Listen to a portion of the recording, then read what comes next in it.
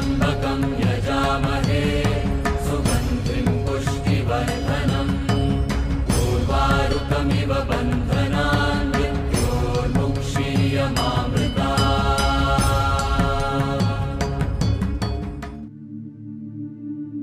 ഇന്ന് ഞാൻ നിങ്ങളെ എല്ലാവരെയും കൊണ്ടുപോകുന്നത് ഇന്ത്യയിലെ തന്നെ ഏറ്റവും പഴക്കമേറിയതും വലുതുമായ ഒരു രാജവംശത്തിലേക്കാണ്. അതാണ് ചോള രാജവംശം, ദ ഗ്രേറ്റ് ചോള ഡൈനാസ്റ്റി. ഇതാണ് ഗംഗൈകൊണ്ട ചോളപുരം. ഇതിന് മറ്റൊരു പേര് കൂടിയുണ്ട്, ബൃഹദ്വീശ്വര ക്ഷേത്രം. ഉത്തരേന്ത്യക്കെതിരായി, പ്രത്യേകിച്ച് ഗംഗാനദി മേഖലയ്ക്കെതിരായി തൻ്റെ വിജയത്തിൻ്റെ സ്മരണയ്ക്കായി 1025 CE രാജേന്ദ്ര ചോളൻ ഒന്നാമൻ നിർമ്മിച്ചതാണിത്. അദ്ദേഹം പുതുതായി സ്ഥാപിച്ച തലസ്ഥാനമായ ഗംഗൈകൊണ്ട ചോളപുരത്തിൻ്റെ പ്രധാന ക്ഷേത്രമായിരുന്നു ഇത്.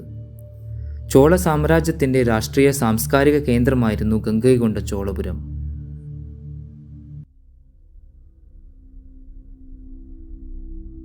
വടക്കേ ഇന്ത്യയിലേക്കുള്ള തൻ്റെ വിജയകരമായ പര്യവേഷണത്തിനു ശേഷം രാജേന്ദ്ര ചോളൻ ഒന്നാമൻ ഗംഗാനദിയിൽ നിന്ന് വെള്ളം കൊണ്ടുവന്ന് തൻ്റെ പുതിയ തലസ്ഥാന ക്ഷേത്രത്തിനുള്ളിൽ കലർത്തി. വടക്കേ ഇന്ത്യക്കു മേലെയുള്ള അദ്ദേഹത്തിൻ്റെ ആധിപത്യത്തെയും ചോള രാജവംശവും പുണ്യഗംഗയും തമ്മിലുള്ള പവിത്രമായ ബന്ധത്തെയും സൂചിപ്പിക്കുന്നതായിരുന്നു ഈ പ്രവൃത്തി. ഈ ഗംഗൈകൊണ്ട ചോളപുരം ക്ഷേത്രത്തിൽ ചോളകലയുടെയും മതഭക്തിയുടെയും മഹത്വം പ്രതിഫലിപ്പിക്കുന്ന നിരവധി മൂർത്തികളുണ്ട്. പ്രധാന പ്രതിഷ്ഠ ഭഗവാൻ ശിവൻ, ബൃഹദീശ്വരാർ, ഒരു വലിയ ലിംഗമായി ദക്ഷിണേന്ത്യയിലെ തന്നെ ഏറ്റവും വലിയ ശിവലിംഗങ്ങളിലൊന്ന്. പിന്നെയുള്ളത് പാർവതി ദേവി, ശിവന്റെ പത്നി. പവിത്രമായ കാള അഥവാ നന്ദി, ശിവന്റെ ശ്രീകോവിലിന് അഭിമുഖമായി നിൽക്കുന്ന ഒരു വലിയ ശിലാപ്രതിമ. വിനായകൻ, തടസ്സങ്ങൾ നീക്കുന്നവനാണ്. മുരുകൻ, ശിവന്റെയും പാർവതിയുടെയും മകൻ. ചണ്ഡികേശ്വരാർ, ക്ഷേത്രത്തിലെ സമ്പത്തിൻ്റെയും ഭക്തരുടെ പ്രാർത്ഥനകളുടെയും സംരക്ഷകൻ.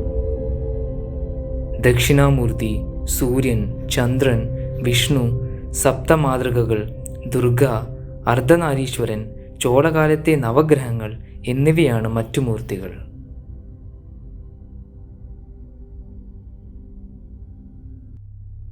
ഈ ക്ഷേത്രത്തിൻ്റെ പ്രധാന ശ്രീകോവിലിനുള്ളിൽ ഒരു വലിയ ശിവലിംഗത്തിൻ്റെ രൂപത്തിൽ പ്രധാന ദേവനായി ശിവനെ കാണാം. ഇവിടുത്തെ ശിവലിംഗത്തിൻ്റെ പ്രത്യേകത എന്താണെന്ന് വെച്ചാൽ ദക്ഷിണേന്ത്യയിലെ തന്നെ ഏറ്റവും വലിയ ശിവലിംഗങ്ങളിൽ ഒന്നാണ്. ശിവനെ കൂടാതെ മറ്റു മൂർത്തികൾ ഇവയൊക്കെയാണ്: നന്ദി, ഗണേശൻ, ദുർഗ, വിഷ്ണു, ബ്രഹ്മാവ്, ചണ്ഡികേശ്വരൻ, ദക്ഷിണാമൂർത്തി. ഈ ഗംഗൈകൊണ്ട ചോളപുരവും ക്ഷേത്രവും ഒക്കെ സ്ഥിതി ചെയ്യുന്നത് ചിദംബരം എന്ന സ്ഥലത്ത് നിന്ന് 41 കിലോമീറ്ററും, കുംഭകോണം എന്ന സ്ഥലത്ത് നിന്ന് 35 കിലോമീറ്ററും, പോണ്ടിച്ചേരിയിൽ നിന്ന് 110 കിലോമീറ്ററുമാണ്. ചോള രാജവംശത്തിലെ ഏറ്റവും മികച്ച ഭരണാധികാരികളിൽ ഒരാളായിരുന്നു രാജേന്ദ്ര ചോളൻ ഒന്നാമൻ. സൈനിക വിജയങ്ങൾക്കും നാവിക ശക്തിക്കും ഭരണവൈഭവത്തിനും പേരുകേട്ടവനായിരുന്നു അദ്ദേഹം. രാജരാജ ചോളൻ ഒന്നാമൻ്റെ മകനായിരുന്നു അദ്ദേഹം.